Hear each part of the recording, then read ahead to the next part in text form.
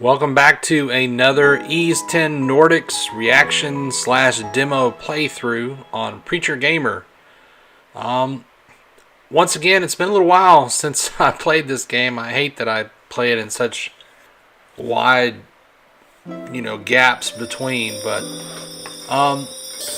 we're gonna get back into it, and hopefully I won't falter as much this time as I did last time. It feels like we're coming up to a story-heavy section, so I probably won't have to worry about it this time, but we've had a lot of action sequences, and you kind of get a feel for the ebb and flow of these RPGs after a while, and I just got a feeling that we're probably going to have like a nice little story segment episode today. Might get a little action towards the end, I don't know. But, I don't know, just having played these games a lot, it just has got the impression that I have of it. Switch! So we are currently at the Balta Sea Force home base. We had a really bad night running away from Grieger, and we're going to see if we can't call it for the night, let Adol and Karja get some rest. But thank you so much for watching, and let's get to it.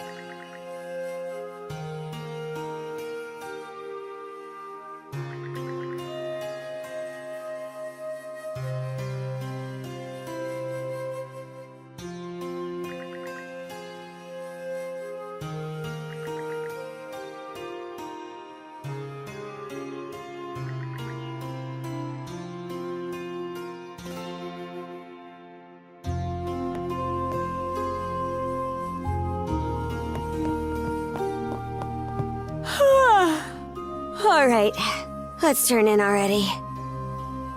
See you tomorrow.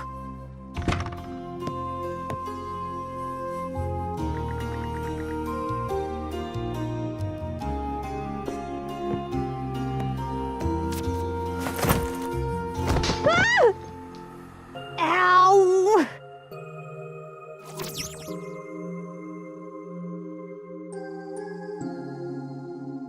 I guess we hit the end of our rope, huh?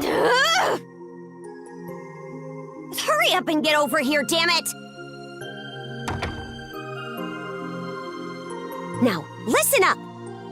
Nothing pisses me off more than something coming between me and a good night's sleep.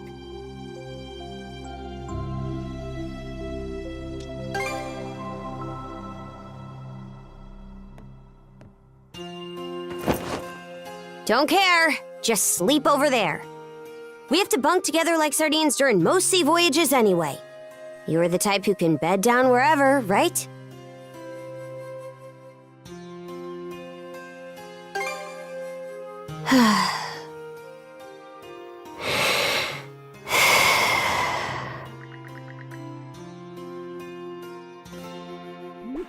Oh, so she's one of those kind of sleepers, huh?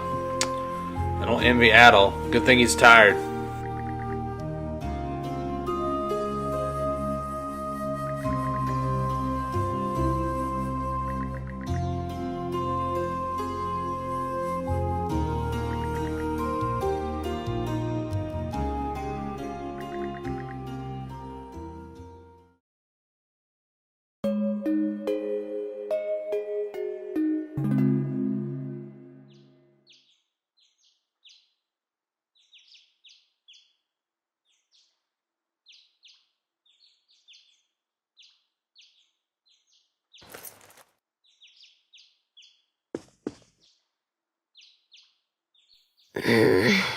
Shut your mouth and screw off.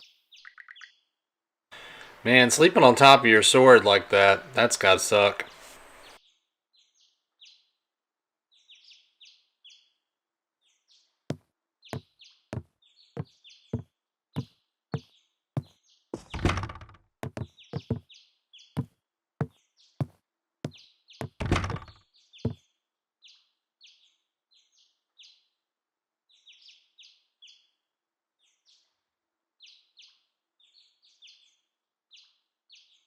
Brew!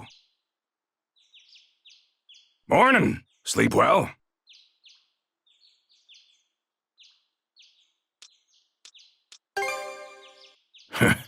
You're talking about this room? Or Karja's?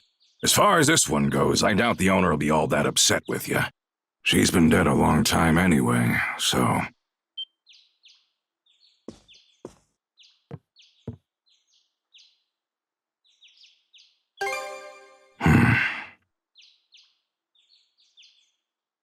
More importantly, let's eat breakfast.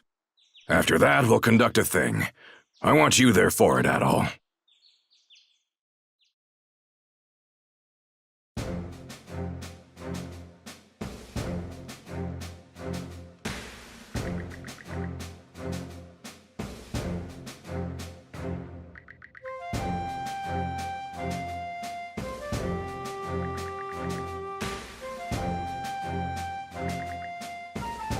So they just call it a thing?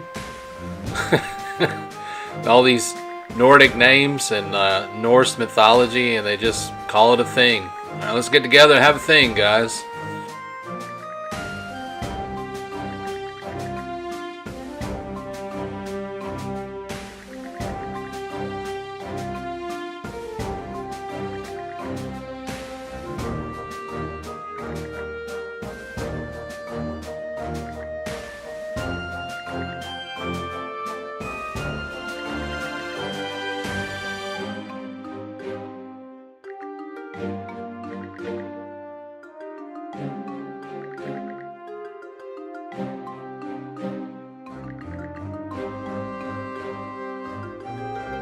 It's a neat little bit of world building. I think some people might think this is kind of redundant, but I don't know. I kind of like the I kind of like the how we learn about some of the NPCs, and like, you know, they're not just like, they really make a point of not making the NPCs feel like just there to take up space. Like, a lot of them have names, a lot of them have dialogues, and like a lot of them have problems, like normal problems or abnormal problems.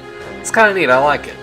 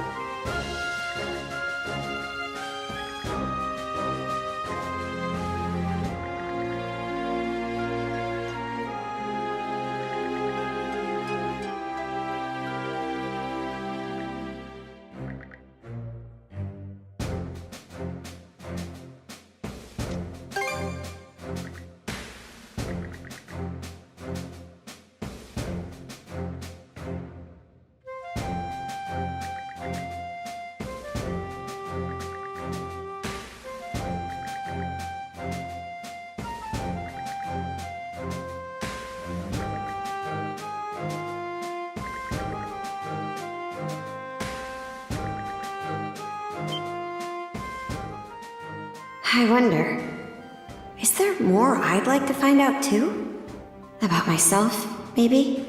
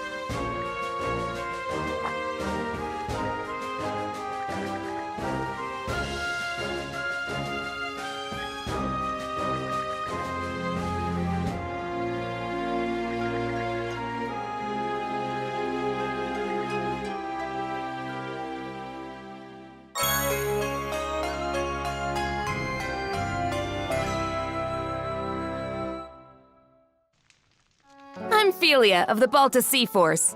Nice to meet you, Adel.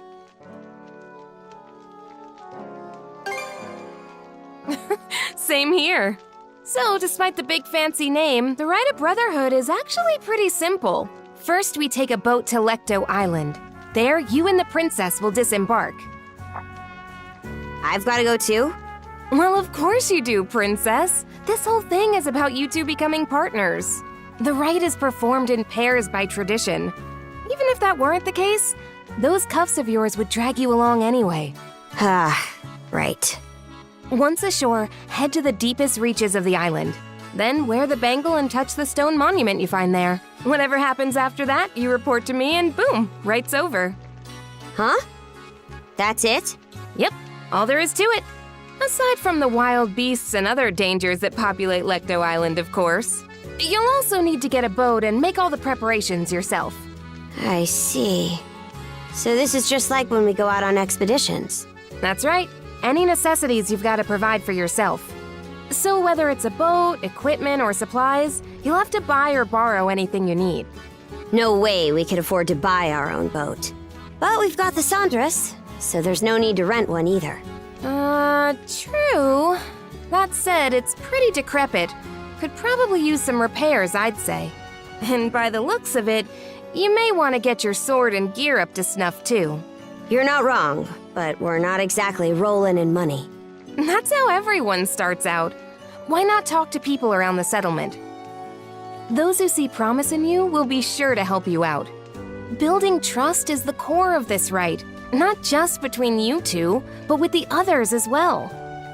Makes sense. That should do it for the explanation. I'll be waiting by the docks. Once you've got everything in order, come see me.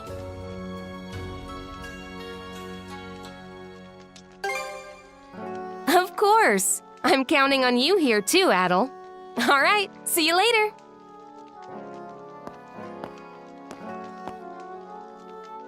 Let's go around the settlement and see if we can find people to help us. We should start with those who are at the thing, since they already know what's going on.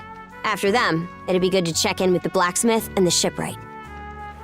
I don't mean to be that guy, but I can't help but point out that that girl has red hair, and like literally they just made a big deal out of people with red hair coming from the same mountain village as Adol.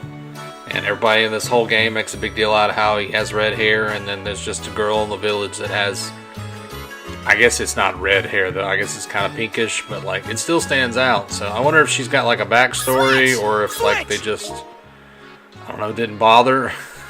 think, but I don't know. And I hate to be that anorak who points out, you know, oh well, you know, they should have red hair, but I don't know, it just stuck out to me. Like, I don't know if it's supposed to stick out to me or if it's not supposed to stick out to me, so we'll find out, I guess.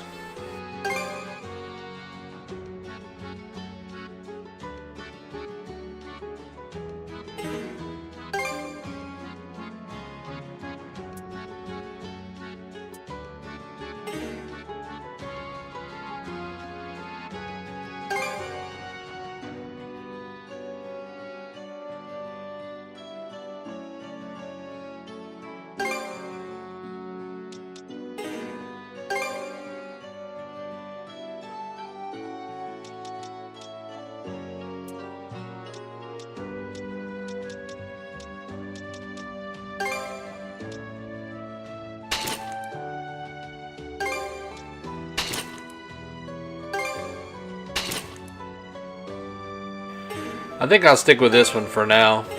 I wonder if Adol gets some. It looks like he's got some too. I wonder what his looks like. I like games that have cosmetic changes you can make that don't affect your equipment outload. Like Dragon Quest XI, I know that the Switch version had a, you know, you could equip what you wanted, but then you could have like an aesthetic, any aesthetic you wanted from any of the armor sets. I thought it was a neat little touch.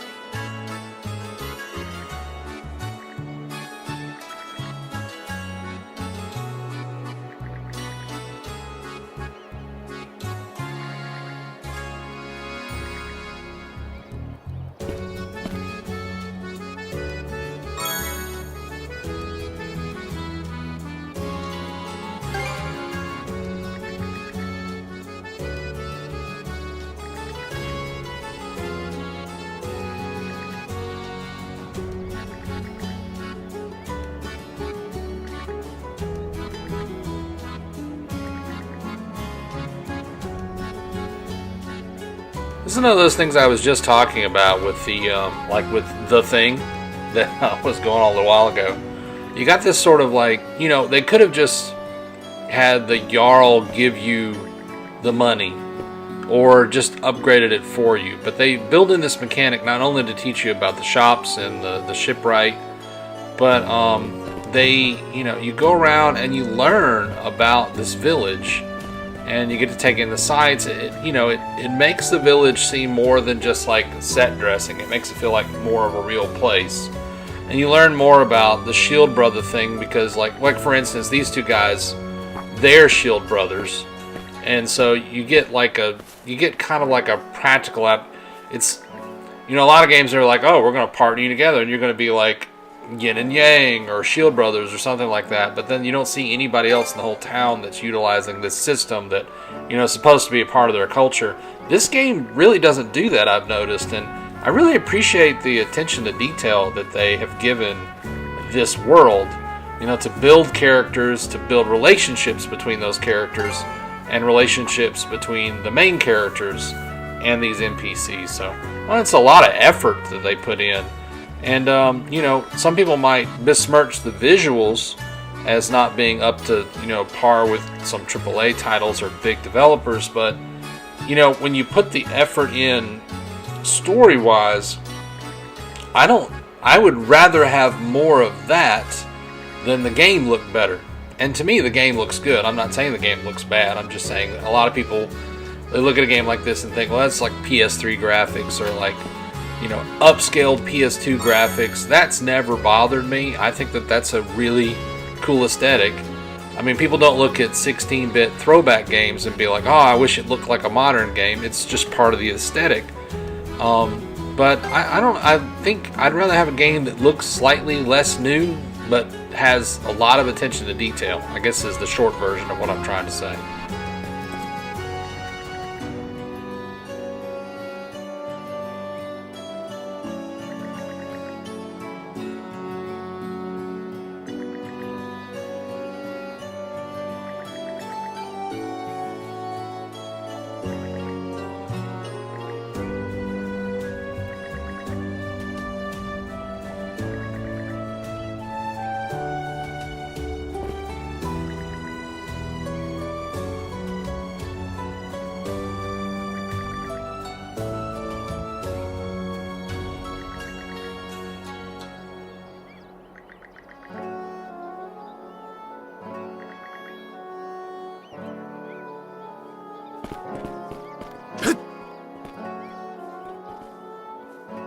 Switch!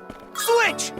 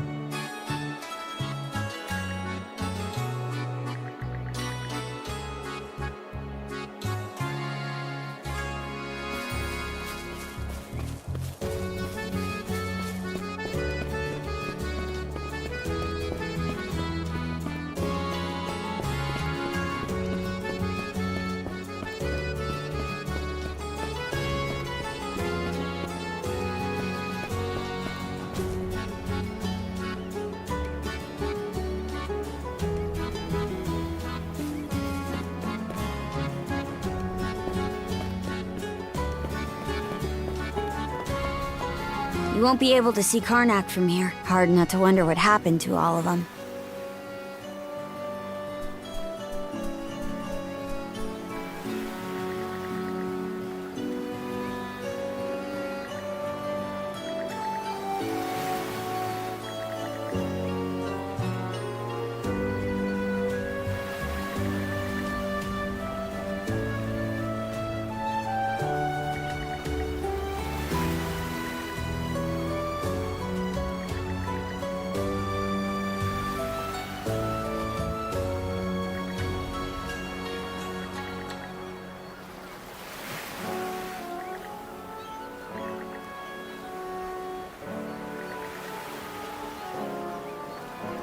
This is just a very human interaction. I'm here for it. You know, this quarreling couple. She called him a dimwit, but it's just an interesting interaction. I'm glad that he got the pig and sorted everything out.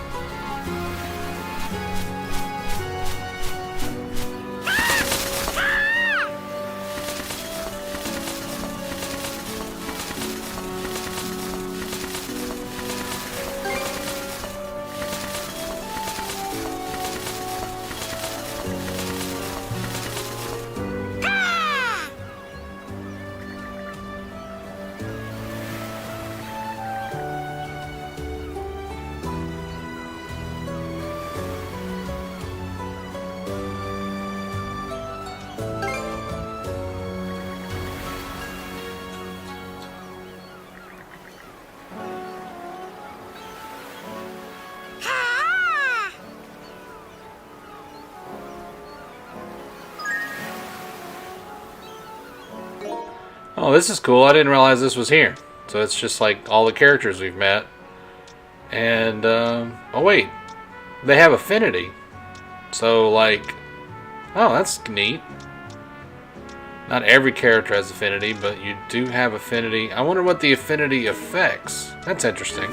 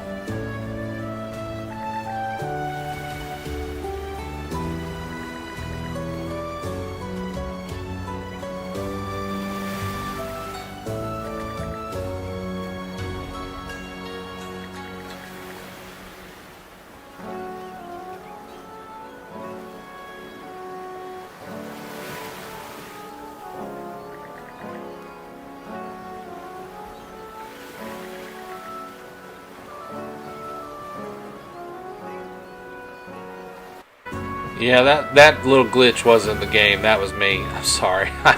I stopped recording for a sec to go do something, and then when I came back, I forgot to hit record right away, so a little jerk transition. That was not the game. That was me. So...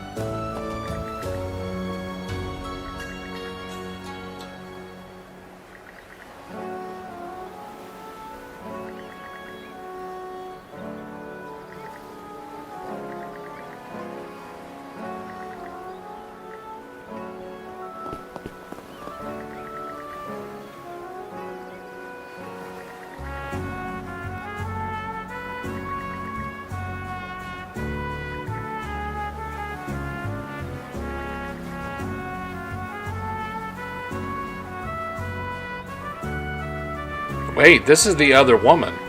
Like the guy who went fishing and his wife was like, promise me that you didn't have a crush on her, and he was like, well, I can't say that. That's the other woman.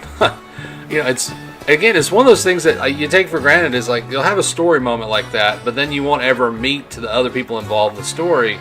But like the guy who is no longer a Shield brother because he got injured, you meet the person he used to be partnered with, and then they have the couple they're talking about, the other woman, and then you meet the other woman, or the guy that said he had a baby, and I thought, well, you never see the mom and the baby, but then the mom and the baby were down by the beach, like this town is just really detailed. I really appreciate what they've done in this with the towns in this game. It's very top tier.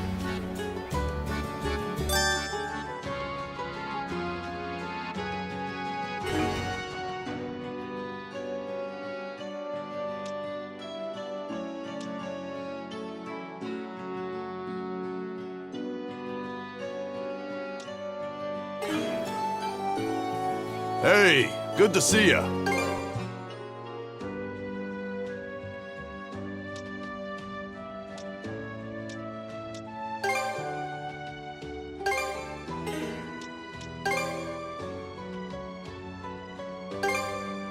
Real quality stuff, huh? May it serve you well. May it serve you well. May it serve you well.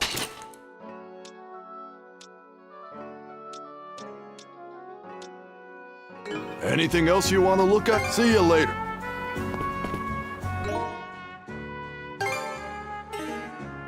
I really appreciate when a game auto equips equipment from the store, so you don't have to go in and do it in a separate menu. I'm checking it because it looked like that's what was happening, but I wasn't 100% sure. But yeah, that's definitely what they auto-equip, which is great. I really like it when the game's like, hey, would you like to sell your old equipment? But this game didn't do that. But that's okay. That's just, to me, it's really convenient to be like, hey, you bought this. Do you still want this? And then if you don't, you just sell it and get some money for the next thing you gotta buy. It keeps you from having to go from the buy to the sell to the buy to the sell constantly if you don't have quite enough money for the upgrades and you're kind of buying and selling to make up the difference.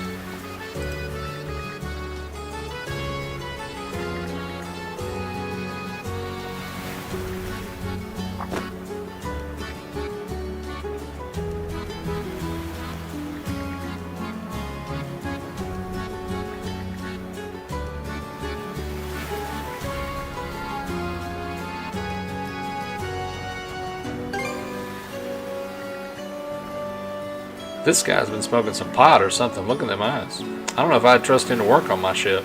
At least not till he breathes some fresh air for a little while or something.